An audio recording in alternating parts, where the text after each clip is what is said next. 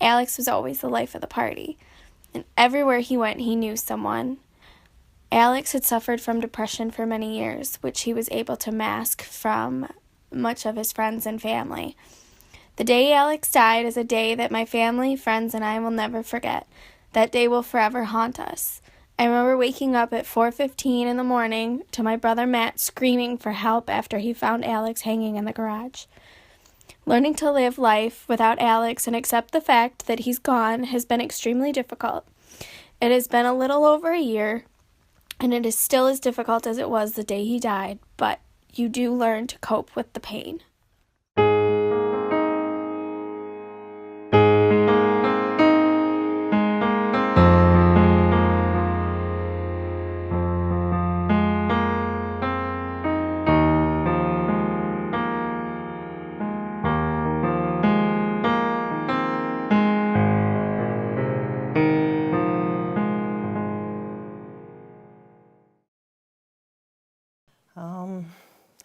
Well, I don't even know where to start. It took us by surprise. September 9th of 2014, Rachel took her life. She's someone that I never thought could do something like that. She was always very happy, very funny, and she's just such a beautiful person inside and out.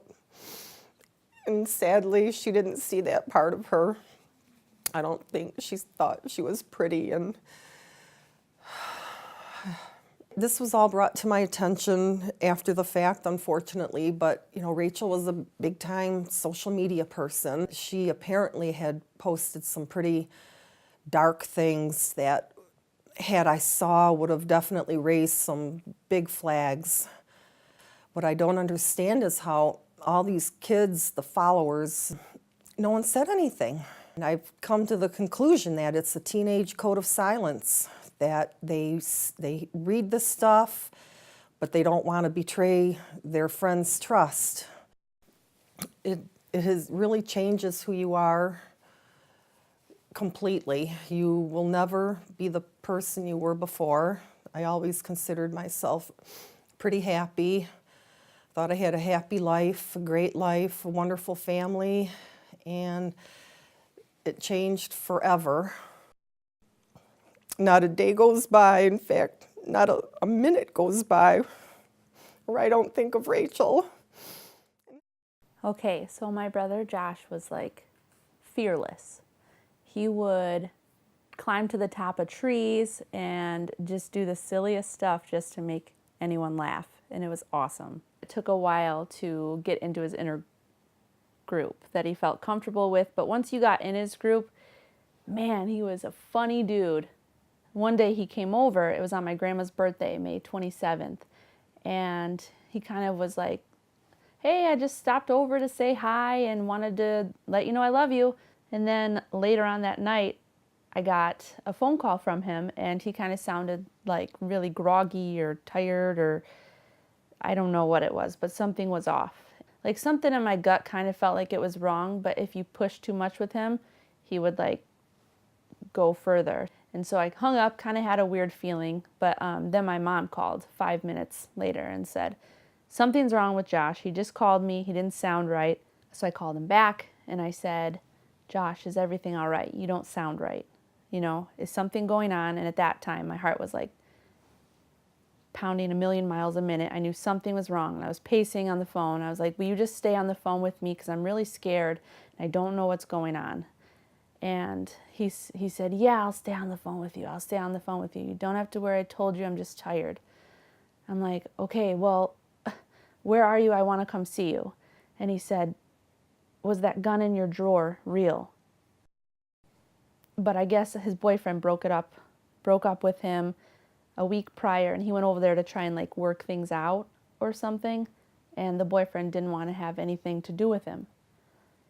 So he went in the car and he shot himself. One of my patients said, there's something different about you tonight. What is it? And I said, honestly, I haven't been sleeping or eating. I'm kind of just in a dark place. My brother committed suicide a month ago. it's really wearing on me, and I don't like feeling like this all the time. And the patient said, you know, I'm going to sound crazy, but God's trying to use what you're going through right now, so that way you can glorify Him and bring Him honor and help heal other people who are hurting. How is God making plans for me? How does God say you have good plans for me, and then my brother kills himself? So I kind of just dove into the Bible a little bit. And I know this sounds a little strange, but this is how I dealt with him committing suicide. It said that God does have good plans for you, and He is trying to use the things that you go through so that way you can heal other people, and that life on earth is never going to be easy. There's going to be struggles. I think if someone close to you commits suicide, or someone close to one of your friends commits suicide, you need to, if it's close to you, you need to make sure you're okay, and get help you need, and tell your friends or your family members that you need help, you need extra support.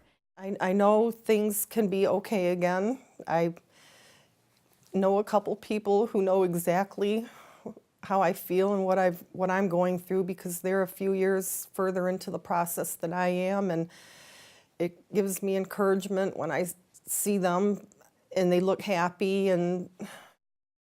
But it takes work. It takes a lot of things, better resources for those who are struggling, more support from friends and family members, and education on how to notice the signs, or the symptoms of depression. If you see signs of suicide, like being withdrawn and kind of maybe risky behavior, or being depressed, or like even suicide attempts already, like it's so taboo to talk about it, and you're always like feel like you're walking on eggshells when you talk to that person, and you don't want to like make them feel awkward. But I say screw it, take a risk and say, look, I feel like you're doing this, and I'm afraid you might hurt yourself. But if you're even thinking, just please have the talk with your child that suicide is not an answer. It is a permanent solution for a temporary problem.